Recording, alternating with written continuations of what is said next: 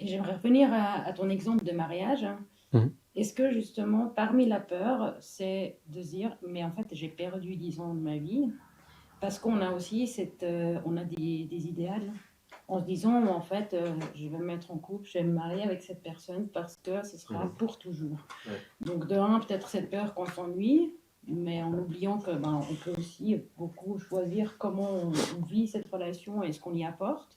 Mais justement aussi peut-être cet idéal, se dire mais si je divorce maintenant, en fait, que je me sépare, ben euh, si c'est pas la bonne personne, si j'arrive à me séparer, ben, j'aurais pas trouvé mon prince charmant, l'homme de...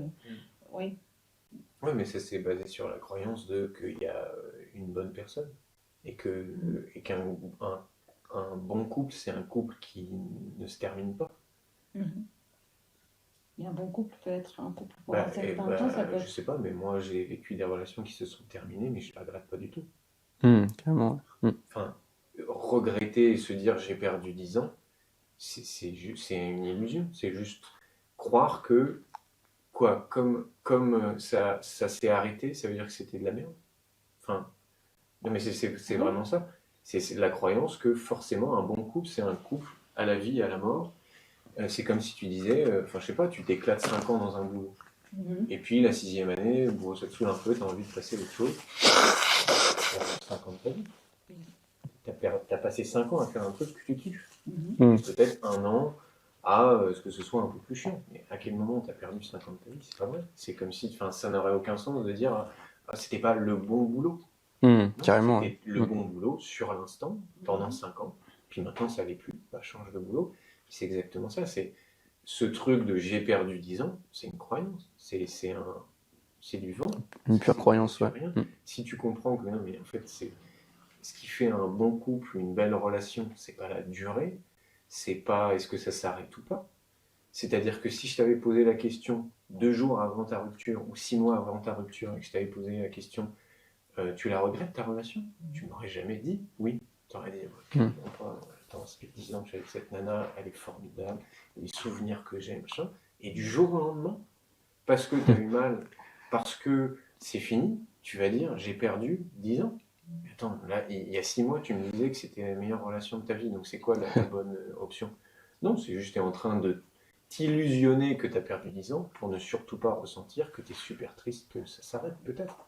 Mais t'as pas perdu 10 ans. T'as gagné 10 ans avec t'as vécu 10 ans avec une nana où ça s'est super bien passé. Et puis pareil, les 6 derniers mois, bah, ça s'est dégradé, puis c'est fini. Puis voilà, c'est tout. C'est pas la société qui nous donne ces idéaux, ces fantasmes de justement, je dois trouver ma profession Ouais, et peut-être, j'aurais trouvé. ouais, je pense. Ouais. Ouais, carrément. Je pense que c'est clair qu'il y a de ça. Et à la fois, moi, je pense qu'une personne qui se retrouve bien dans la situation dont Charles a parlé, où voilà, j'ai l'impression j'ai passé 10 ans de ma vie avec une personne et je me dis que j'ai perdu 10 ans de ma vie parce que j'ai l'image sociétale du couple qui dure 20 ans, 30 ans et toute la vie et qui finit bien avec plein d'enfants à la Walt Disney. Et cette personne, bah, dans le fond, si elle se dit qu'elle a perdu 10 ans, c'est aussi une forme de tiens, je vais réfléchir, conscientiser pourquoi est-ce que je ressens ce que je ressens, dans le but de ne pas le ressentir. Donc déjà, si je souhaite aussi aller de l'avant et me reconstruire, ça passe par juste vivre ce qu'il y a de vivant en moi, cette énergie que je tente d'étouffer. Hein. Une énergie, c'est vivant, ça demande d'être vécu, ça demande d'être traversé, et voilà. Donc déjà, se laisser traverser, se laisser vivre par l'émotionnel, et ensuite, dans un second temps, ça peut être intéressant pour aller, j'ai envie de dire, plus profiter ou voir clairement les opportunités que ça m'a amené, c'est de me demander, tiens, dans ces 10 ans, qu'est-ce que j'ai gagné? Parce que si j'ai la perception d'avoir plus perdu que gagné, je vais être en crainte sur l'avenir. Mais si je perçois que j'ai gagné au même degré que j'ai pu avoir l'illusion d'avoir perdu, et s'il y a un équilibre, et si je peux vraiment aimer, avoir de la gratitude pour la relation et ce que la vie m'a offert, bah alors justement, je vais pouvoir avancer avec beaucoup plus de sérénité dans le futur. Mais moi, il y a un autre truc qu'on peut soulever sur le choix, c'est que là, on a parlé du fait de faire émerger les peurs, que ce soit pas du flou et de reconnaître que des fois, on a peur de faire tel choix et des conséquences du choix et tout. Mais il y a un autre truc, c'est que un choix, à un moment donné, c'est un saut dans le vide aussi. Ouais.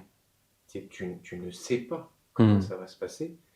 Et à un moment donné, il faudrait arrêter aussi d'être des chochottes, parce qu'on est devenus des chochottes, et moi le premier. C'est Moi, le ah ben second. non, je ne vais pas faire ce choix parce que je ne sais pas exactement comment ça va se passer, et peut-être que. Ouais. Mais Tant mieux. enfin, si on va voir moi, si je vais voir mon grand-père et que je lui dis ça, ou mon arrière-grand-père, ou je sais pas quoi, et je pense qu'il rigole. Enfin, tu vois, nous, on est devenus allergiques à l'inconfort, allergiques à l'insécurité. Si on n'a pas la certitude que ce choix va me permettre on ne fait pas le choix. On est tellement dans un bain de confort, de trucs, qu'on est devenus des petites chochottes. Et on s'est mis à croire qu'on était des chochottes plutôt, et qu'on n'était pas capable de supporter de l'insécurité. Alors qu'en fait, c'est même pas qu'on est capable, c'est que c'est ça le sel de la vie pour moi. C'est si tu as pu ce truc-là, mais tu te fais chier. Si tout est connu, si tu sais déjà, si tout est tracé, mais je profite plus. Enfin, Ouais, carrément. Tire une balle, c'est quoi? Mais ce qui te fait te sentir vivant, c'est les trucs imprévus, c'est les trucs que tu n'avais pas calculés, c'est les trucs où, encore une fois, la prof de badminton, tu l'aurais jamais rencontré si, tu pouvais pas le calculer, elle correspondait même pas à ton profil type de femme, mais là, bam, il s'est passé un truc. Et ça, si tu fais pas le choix, bah, t'es là, c'est bien, t'es confortable, t'es dans ton petit fauteuil, ça c'est confortable, je connais tout ce qui va se passer, je suis bien, mais t'es jamais confronté à la sécurité. Est-ce que ce n'est pas le confort dans l'inconfort dont tu as parlé? Je ne sais plus si ça me dit quelque chose. Ça me dit comme ça. Oui, c'est ça. Mais je pense qu'on est vraiment, nous, occidentaux, déconnectés de ça. Et que le but de nos vies, si on regarde bien toutes nos démarches, c'est pour supprimer l'inconfort et pour avoir que du confort dans nos vies. Du confort matériel, du confort financier, du confort dans nos relations. On est devenu addict au confort et allergique à l'inconfort. Et donc, on essaie de supprimer toutes les zones où il pourrait y avoir de l'inconnu. Alors que moi, dans ma vie, ce que je préfère, c'est là où il y a de l'inconnu. Mais c'est tous ce qu'on préfère. On est devenu tellement habitué à l'inverse que on croit qu'on ne peut pas. Non, je ne peux pas traverser l'inconnu parce que je ne sais pas ce qu'il y a là-bas. Est-ce que ça ne rejoint pas d'une certaine forme aussi la confiance en soi dont on a parlé? Parce qu'en fait, de savoir que de toute manière, on saura aussi improviser. Et en fait, donc, est-ce que justement, finalement, ça va un peu main dans la main? Est-ce que l'inconfort qui s'approche, si je me dis, mais en fait, d'une manière. Mais c'est ça, moi je l'ai appris quand je suis allé au Burkina Faso et que donc je suis allé entraîner des jeunes au basket là-bas. Et moi, j'étais à l'époque à la limite du psychorigide, je dois tout contrôler. Donc dans mon travail, ça se voyait à fond. Les entraînements, tout était millimétré, écrit sur ma feuille de préparation. Les plots étaient rangés au bon endroit. Les consignes, je savais déjà quoi dire aux joueurs et je savais déjà quelles erreurs ils allaient faire pour déjà pouvoir les corriger. Donc tout était... Voilà. J'arrive au Burkina. Le panier est à moitié cassé, on joue en extérieur, il fait 45 degrés, il y en a qui ont 7 ans, il y en a qui ont 19 ans, donc je ne gère rien. Si j'arrive, j'ai un amas de trucs que je ne peux pas gérer, et qui plus est, il y a les footeux qui peuvent arriver en plein milieu de l'entraînement, parce que c'est leur terrain, et que nous, on utilise leur terrain, donc si au bout de 30 minutes, ils viennent et qu'ils disent on joue au foot, bah nous, on s'en va. Donc, j'ai été contraint de vivre un truc où j'avais zéro sécurité. Je devais m'adapter tout le temps. Et bah, déjà, c'était génial. Hein. C'était très inconfortable au début, parce que moi, je venais de mon truc, je maîtrisais tout le truc, donc au début, c'était l'horreur pour moi. Puis après, j'ai vu à quel point ça fait jaillir, c'est à ce moment-là que ça fait jaillir des ressources en toi aussi. Des ressources que tu connaissais, tu savais même pas que tu avais. Il n'y a que quand l'humain, il est dos au mur, qu'il a plus le choix, que ces ressources peuvent jaillir. C'est que le défi qui va permettre à l'être humain de déployer son potentiel. Si tu n'as pas de défi, tu n'as pas de raison de déployer ton potentiel. Mais quand tu te retrouves au Burkina avec ça, bah, tu fais le Koh-Lanta du basket et tu es obligé de, vas-y, fais un entraînement avec 50 gamins, un seul ballon, un panier cassé, des footeux qui peuvent arriver à tout moment, et sous 45 degrés. Amuse-toi. Voilà. Mais tu n'as pas le choix, tu es obligé. Et ben, tu découvres des ressources de créativité, Moi, Mmh. j'ai fait faire des exos, et on n'avait pas de plots non plus. Bah, je mettais des vélos à la place des plots, les vélos avec lesquels les gamins arrivaient, je les mettais sur le terrain.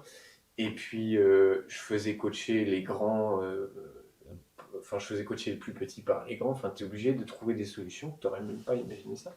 Et ça, c'est parce que c'était l'inconnu et que j'étais obligé, contraint de plonger dans le truc, quoi. Donc en fait, tu es en train de nous dire que grâce à l'inconfort et où est-ce que tu as pris, tu as grandi, tu as pu aussi te fier de toi, ça a développé ta créativité et tu as découvert des connaissances ou bien des idées que tu connaissais même pas de toi en fait. Non, mais Donc tu as c'est évolué, exactement ça. si je peux dire comme ça. Ouais, mais c'est exactement ça. Mais je pense que si on regarde nos vies, les moments de plus forte croissance, c'est ces moments-là. Ces moments-là où tu n'as pas eu le choix. Il s'est passé tel événement, tu étais complètement impuissant face à cet événement et tu as découvert que tu étais capable que Mmh. tu as trouvé telle et telle solution et tu savais même pas que c'était en toi. Mais tu l'as fait. Qu'est-ce qui t'a permis ça? C'est justement d'être dos au mur et de ne pas avoir le choix. Et d'être obligé de sauter dans le vide. D'avoir accepté, tu aurais aussi pu dire bon, bah moi je peux pas, c'est mon mission, tourner le dos et puis t'en aller théoriquement. Oui, c'est vrai. Ouais, ouais. Ça aurait été possible de fuir, de prendre mon billet avion retour et ouais, carrément. Et d'ailleurs, j'ai fait le faire. Si je suis honnête, j'ai fait le faire. Mais c'est cette image qui tourne souvent sur les réseaux sociaux de, tu sais, on voit un petit bonhomme au bord d'une falaise, je crois, et puis une phrase qui dit, il n'y a que quand tu sautes dans le vide que les marches apparaissent, tu vois, et ou que le parachute se déploie ou quoi, mais en gros, les marches, elles apparaissent au fur et à mesure. C'est quand tu vas faire le pas que la marche, elle va apparaître en dessous. Mais Mmh. tant que tu restes sur la marche d'avant, il n'y a rien.